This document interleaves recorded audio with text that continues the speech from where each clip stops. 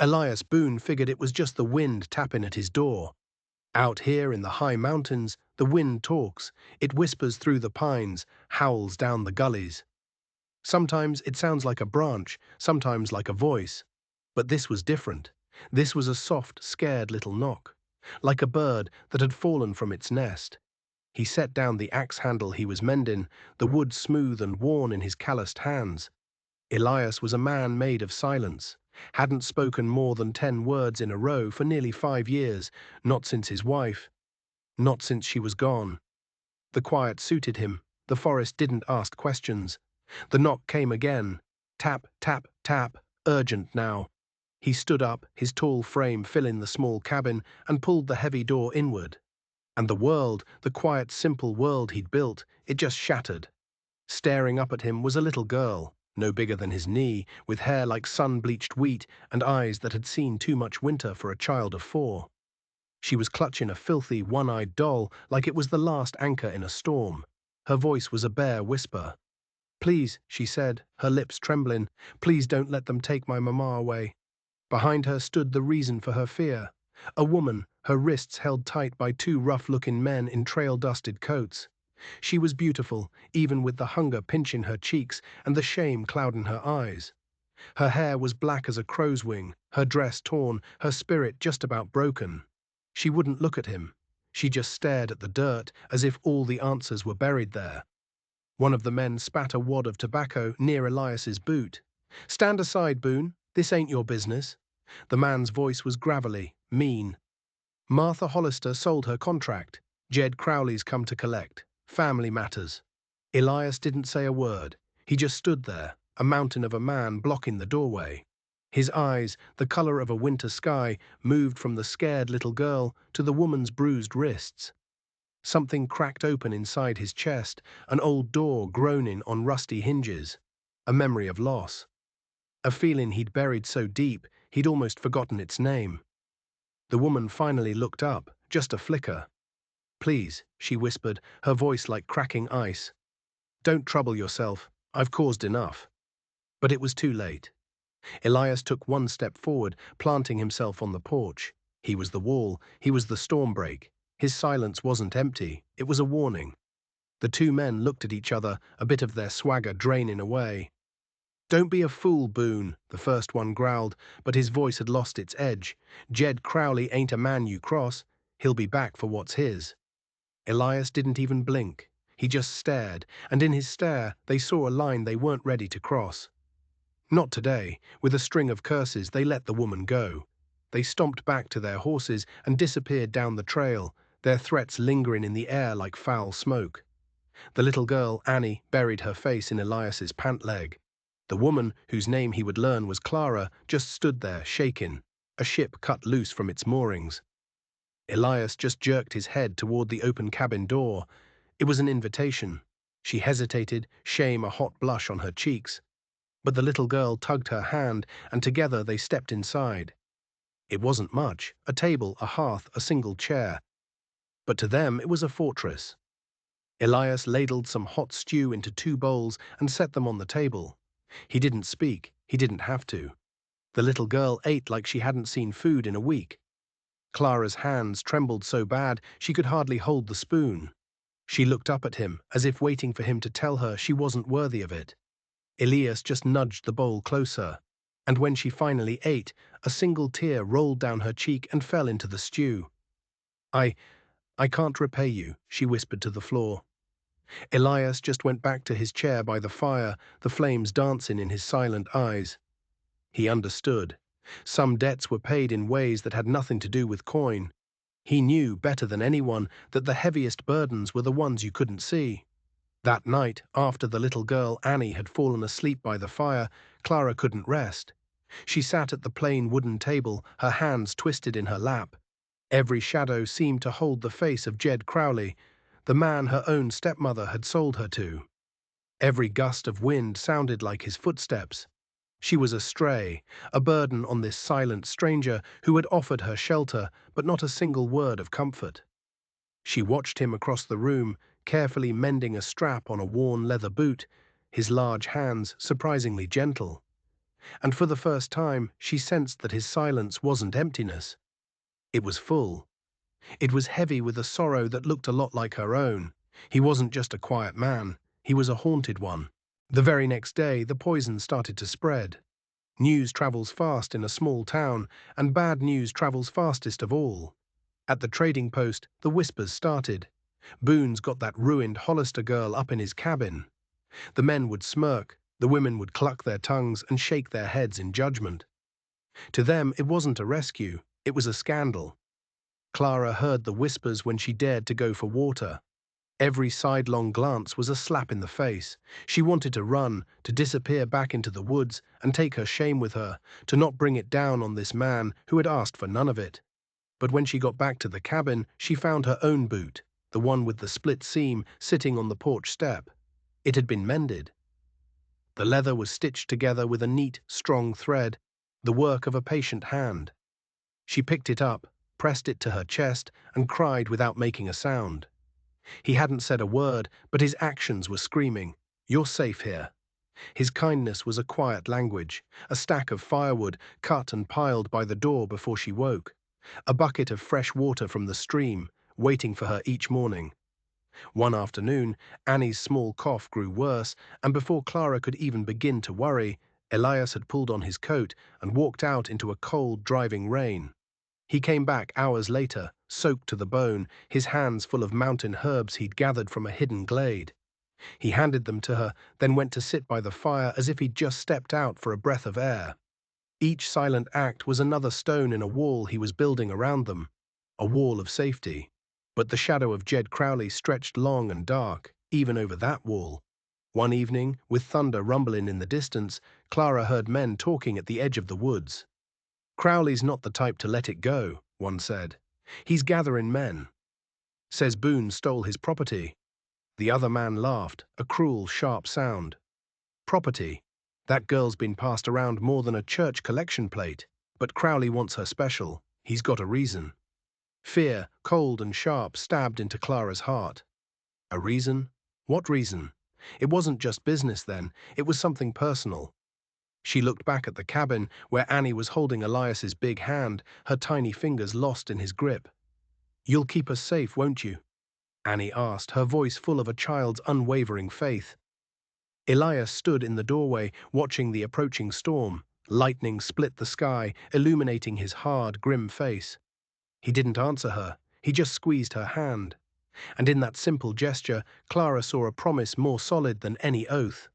The storm was coming, and it wasn't just in the sky. It was headed straight for their door. And then it happened.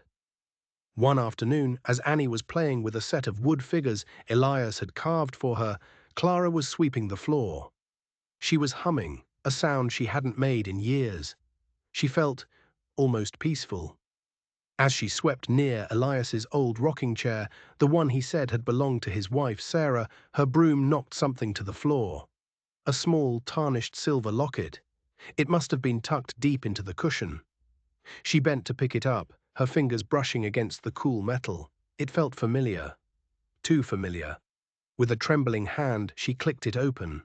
Inside was a tiny, faded portrait of a woman with kind eyes and a gentle smile. It was Sarah. But that wasn't the shock. The shock was the man standing beside her in the portrait, his arm possessively around her shoulder. A younger man with a cruel twist to his mouth she recognized instantly. It was Jed Crowley. The air left her lungs. Crowley and Elias's dead wife. How? Why? Was this the reason? The personal reason the men in the woods had talked about? Was this whole thing not about her at all?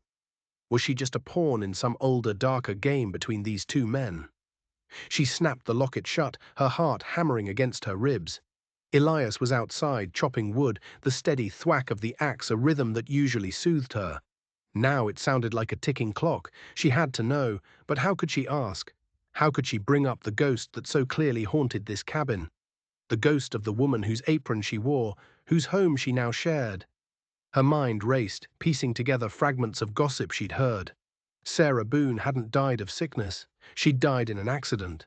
A fall, they said, down by the old ravine, a place known for its treacherous footing. Suddenly, the silence of the cabin felt different. It wasn't peaceful anymore. It was suffocating. It was filled with unspoken questions. Elias had never mentioned his wife's name, not once. He never spoke of the past. He lived entirely in the present, as if yesterday was a country he'd been exiled from. Clara looked down at the locket in her hand. This wasn't just a piece of jewelry, it was a key. A key to what, she didn't know. But she knew, with a certainty that chilled her to the bone, that Jed Crowley wasn't coming for her because a contract had been sold. He was coming because of this. Because of Sarah, because of whatever happened down at that ravine. That evening the air was thick with unspoken things.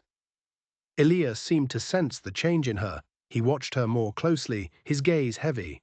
He didn't ask, of course. He never asked. But he knew something was wrong. After they put Annie to bed, Clara couldn't hold it in any longer. She walked over to him, her hands shaking, and held out the locket. "I found this," she said, her voice barely a whisper. Elias froze. He stared at the locket as if it were a venomous snake. For a long moment he didn't move, didn't breathe. Then slowly, as if it pained him, he reached out and took it. His fingers closed around it, his knuckles white. "Where?" he asked. The word was rough, torn from his throat. "In the chair," she replied. He opened it. His face, usually a mask of stoic calm, crumpled.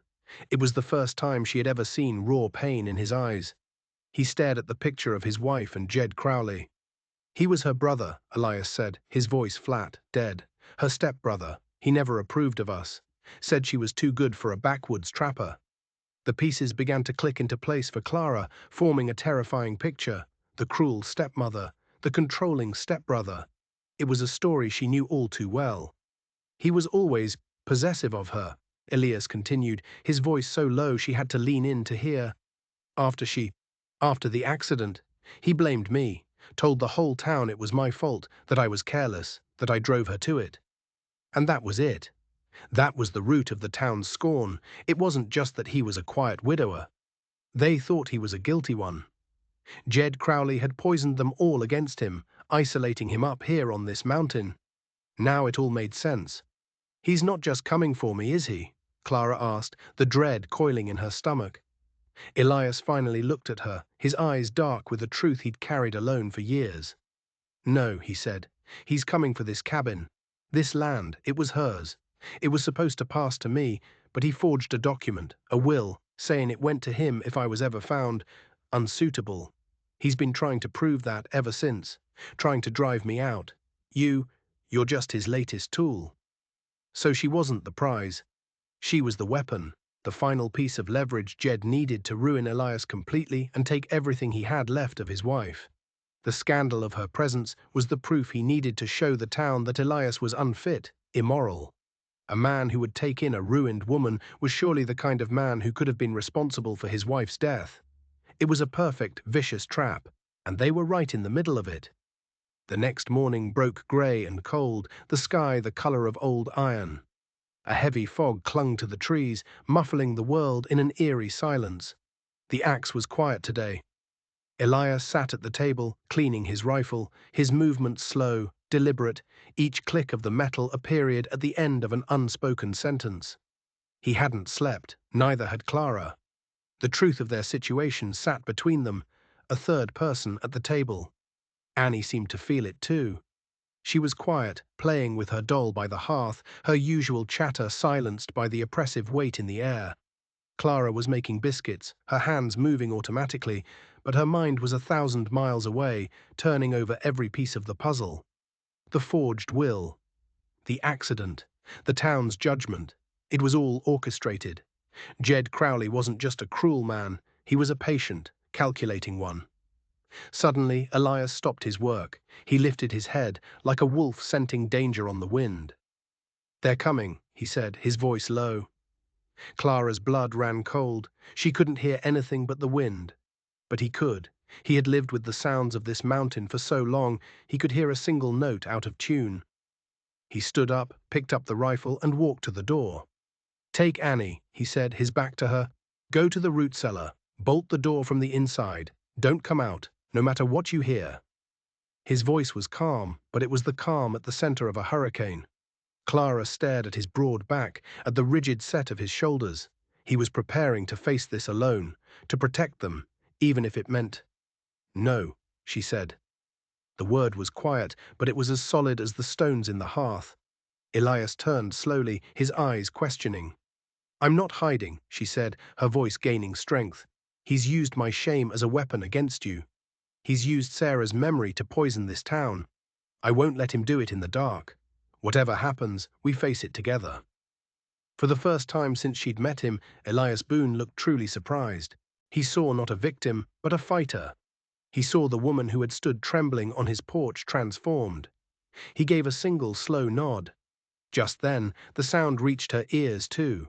The thud of horses' hooves, the jingle of harnesses, the low murmur of men's voices. It wasn't two men this time. It sounded like a dozen. Elias stepped out onto the porch, his rifle held loosely at his side, not aimed, but ready. Clara stood in the doorway right behind him, her hand resting on the frame, her heart a frantic drum against her ribs. Annie peeked out from behind her skirts, her eyes wide with fear. Jed Crowley rode into the clearing, and he wasn't alone. He had at least 10 men with him, and they weren't just trail hands. They were townsfolk. The blacksmith, store owner, men she'd seen at the Sunday service. Their faces were grim, determined. They had been whipped into a frenzy of self-righteousness by Crowley's lies. Jed pulled his horse to a halt, a triumphant smirk on his face. He looked past Elias, his eyes landing on Clara. "There she is," he called out, his voice ringing with false piety. "The harlot this man protects over the memory of his own dead wife." A murmur went through the crowd of men. They clutched their own rifles, their faces a mixture of anger and pity. They weren't here just to take Clara. They were here for a reckoning. "It's over, Boone," Jed declared, swinging down from his horse. "The town has seen the truth. You've shamed yourself. You've shamed Sarah's memory. The circuit judge is coming through next week. He'll hear our petition. This land, this house, it'll be returned to its rightful family. To me." He took a step forward, his hand outstretched. "Give me the girl, and we'll let you walk away from here with what's on your back." Elias didn't move. He didn't speak. He just watched Jed, his eyes cold and flat. His silence seemed to infuriate Crowley. "Still hiding behind your silence?" Jed spat. "Just like you did when the sheriff asked how Sarah fell. You had no answers then, and you have no answers now." The men behind him nodded, their certainty growing. They saw Elias's silence not as strength, but as guilt. But then something happened that no one expected. Clara stepped out from the doorway. She walked right past Elias and stood on the top step of the porch, her head held high. The sunlight caught in her dark hair, and for a moment she looked like a queen. All eyes turned to her. The whispers stopped. "You want to talk about Sarah?" Clara's voice rang out, clear and strong, with no trace of fear. "Then let's talk about her. Let's talk about the bruises she used to hide on her arms. Bruises she said she got from her loving stepbrother when she told him she was going to marry Elias." A wave of shock rippled through the crowd. Jed's face went pale, his smirk vanishing. "Lies!" he roared. "The whore is lying to save her own skin." "Am I?" Clara shot back, taking another step forward. "I have a letter. A letter Sarah gave me the week before she died. A letter she told me to give to the sheriff if anything ever happened to her." This was it. A bluff. A desperate, wild gamble. There was no letter. But as she looked at the faces of the townsmen, she saw the first flicker of doubt. They had only ever heard Jed's side of the story. "She wrote that you were threatening her," Clara pressed on, her voice filled with conviction. "That you told her this land would be yours, one way or another. That if she didn't leave Elias, you would see him ruined, even if it meant she had to be removed." The word hung in the air, heavy and ugly. Removed. Jed was sputtering now, his face turning a blotchy red. "She's insane. Search the cabin, there's no letter." "Of course there isn't," Elias said, his voice finally breaking the silence. It was low, but it cut through the tension like a knife. Every man there turned to look at him. "Because I already gave it to the sheriff." The lie was audacious. It was brilliant.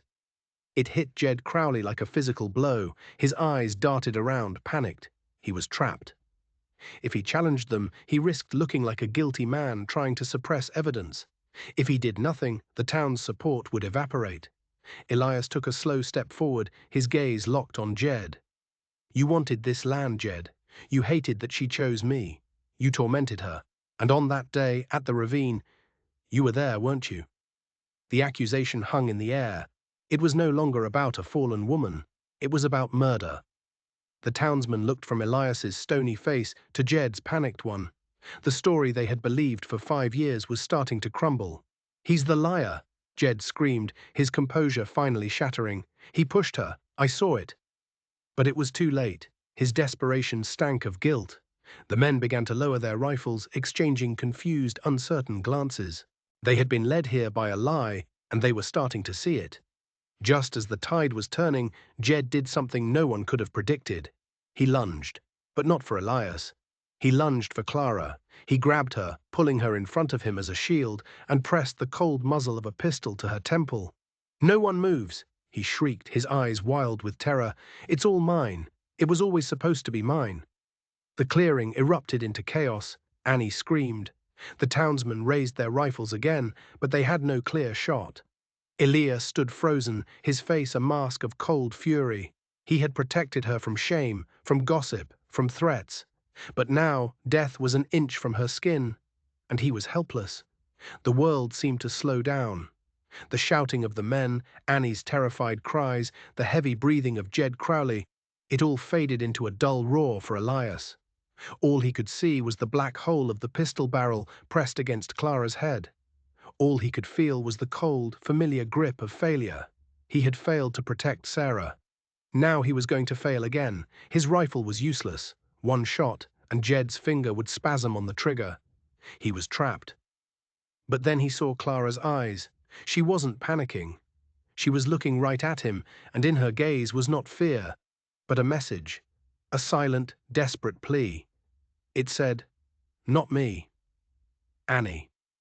His gaze shifted for a fraction of a second.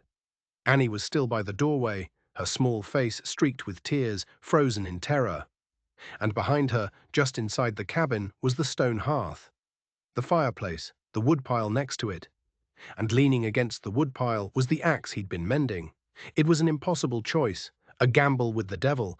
If he moved toward the cabin, Jed might shoot Clara. If he did nothing, they were all at Jed's mercy, and Jed had no mercy left. But Clara's eyes were insistent. She knew what he had to do. Trust was a word they had never spoken, but it had been built in silent gestures, in mended boots and cups of stew. It had been forged in shared sorrow, and now everything depended on it. With a guttural roar, Elias did the last thing anyone expected. He threw his rifle to the ground. "All right, Jed," he shouted, raising his hands. "You win. The land is yours. Just let her go." Jed's eyes, slick with sweat and madness, flickered toward the discarded rifle. It was the moment, the split second of distraction Elias needed. He didn't run. He moved. With a speed that defied his size, he launched himself sideways, not at Jed, but toward the cabin door, a blur of motion. Jed, confused, turned his head to follow the movement, instinctively shifting the pistol's aim with him. For one heartbeat, the gun was no longer pointed at Clara's head. And in that heartbeat, Clara acted. She drove her elbow backward, hard, into Jed's ribs. He grunted in pain, his grip loosening just enough. She twisted, dropping low and away from him, scrambling on the dirt. The shot went wild, the bullet splintering the doorframe where her head had been moments before. By then, Elias was already inside the cabin. He didn't even break stride. His hand closed around the handle of the heavy wood axe. He turned, emerging from the doorway not as a victim, but as an executioner.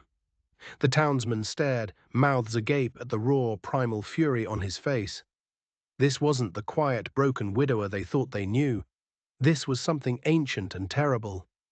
Jed scrambled to his feet, trying to aim his pistol again, but he was too slow. Elias was on him. He didn't swing the blade of the axe. He swung the back, the heavy, flat pole of it. It connected with Jed's gun hand with a sickening crunch of bone. The pistol clattered to the ground. Jed screamed, clutching his shattered wrist. Elias stood over him, the axe held ready, his chest heaving, his eyes promising a bloody end. "No more," Elias growled, the words seeming to come from the very earth beneath his feet. No more lies. The standoff was over. The townsmen, their faces pale with shock, rushed forward and surrounded the whimpering Jed Crowley. The blacksmith, a man named Henderson, who had been the most vocal in his condemnation of Elias, picked up Jed's pistol and looked at Elias with a newfound respect and a deep shame. We were wrong, Boone," he stammered. "He fooled us all." Clara rushed to Annie, scooping the crying child into her arms, burying her face in her hair, murmuring words of comfort. She looked over at Elias, who was still standing over Jed, the axe still in his hand, the storm still raging in his eyes. She walked toward him, placing a gentle hand on his arm. "Elias," she said softly, "it's over." He looked down at her hand, then at her face, and slowly the fury receded. The tension left his shoulders. He let the axe fall to his side. The quiet man was back, but he was different. The silence was no longer a shield for his grief. It was the calm after a long and terrible storm. As the men tied Jed's hands and prepared to take him to the sheriff, something else was happening. A revelation. Henderson, the blacksmith, was checking Jed's shattered hand when a small key fell from Jed's pocket. It was an old, ornate iron key. No one thought much of it until little Annie, her sobs finally quieting, pointed at it. "That's the key to the sick room," she whispered. Clara knelt down. "What sick room, sweetie?" "The one where Mama Sarah is sleeping," Annie said, her voice small and clear. The world stopped turning for the second time that day. Every man in the clearing froze. Elias turned his head so sharply it looked like his neck might snap. "What did you say?" he breathed, his voice trembling. "Mama Sarah," Annie repeated. "Mr. Crowley said she was sick. He keeps her in the little cabin down by the creek, the one with the windows all boarded up. He told me not to tell. He said she needed to rest." The truth was a blinding, horrifying light. Sarah wasn't dead. She had never been dead. Jed hadn't pushed her. He had taken her. He had kept his own stepsister prisoner for 5 years, telling the world she was dead, all to get his hands on her land. He had faked her death, framed Elias for it, and used his control over the town to keep anyone from ever looking too closely. The accident was a lie. The grave was empty. The men dragged Jed to his feet. "Where is she?" Elias roared, his hands closing around the front of Jed's shirt. "Where is she?" Jed just laughed, a broken, gurgling sound. "You'll never find her. She's mine." But Annie had already given them the answer. Leaving a few men to guard Jed, Elias and the rest of the townsfolk ran, a frantic, desperate stampede down the overgrown path toward the creek. They found it just as Annie had described, a small, forgotten line shack, its windows boarded over, its door secured with a heavy, rusted lock. The key from Jed's pocket slid into the lock. It turned. Elias threw the door open. The room was dark and smelled of dust and sickness. A small figure was huddled on a cot in the corner, covered by a threadbare blanket. "Sarah?" Elias whispered, his voice cracking. The figure stirred. A woman, pale and thin, her hair lank and colorless, slowly sat up. She blinked in the sudden light, her eyes wide and confused, like a creature that had lived too long in the dark. It was her. Older, broken, but it was her. Sarah. "Elias," she breathed, her voice a dry rasp. He rushed to her side, falling to his knees, taking her frail hands in his. Tears streamed down his face, the first tears he had shed in 5 long years. He couldn't speak. He just held her hands, his silent grief finally giving way to a flood of impossible relief.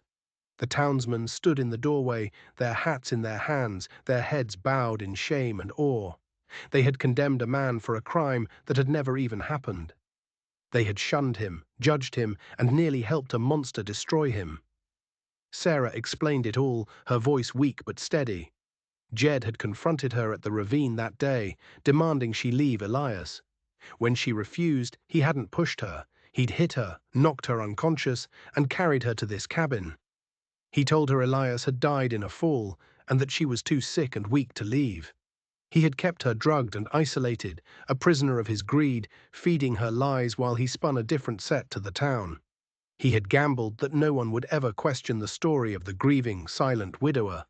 He had almost won. They brought Sarah back to the main cabin, back to her home. They carried Jed Crowley to town, where the circuit judge, who had arrived a day early, heard the whole sordid tale. There would be no trial for land rights. There would be a trial for kidnapping, for assault, for 5 years of stolen life. Justice, when it finally comes, often comes like a flood. The town, humbled and deeply ashamed, did what it could to make amends. They brought food, offered help, mended fences both literal and metaphorical. But the real healing was happening inside the small cabin on the ridge. It was a strange and fragile new beginning.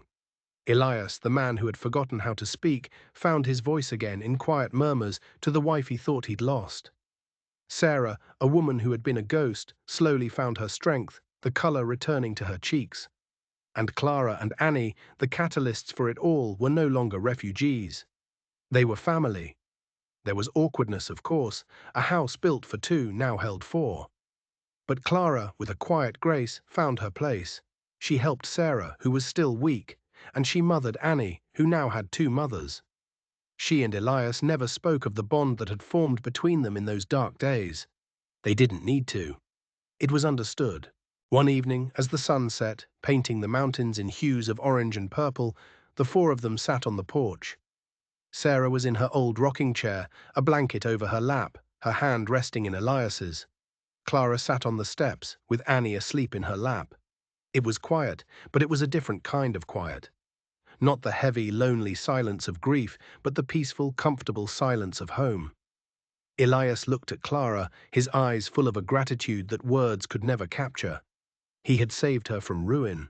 But she, in return, had saved him from something far worse. She had brought him back to life. The story of Elias Boone became a legend in those mountains. They didn't talk about the silent, broken man anymore. They talked about the man whose silence was a fortress. They talked about the woman named Clara who faced down a monster with nothing but the truth. And they talked about how a little girl's knock on a lonely door could be enough to bring the dead back to life and make a family whole again. It just goes to show you that the deepest scars are the ones no one can see, and the greatest strength is often found in the quietest hearts. It reminds us that dignity can't be taken from you unless you let it go. And sometimes all it takes is one person willing to stand up and say, "No more," to bring the whole rotten house of lies crashing down. If you were moved by this story of courage and unexpected grace, do us a favor and hit that subscribe button. We've got plenty more stories to share where justice finds a way, even in the darkest of places. Thanks for listening.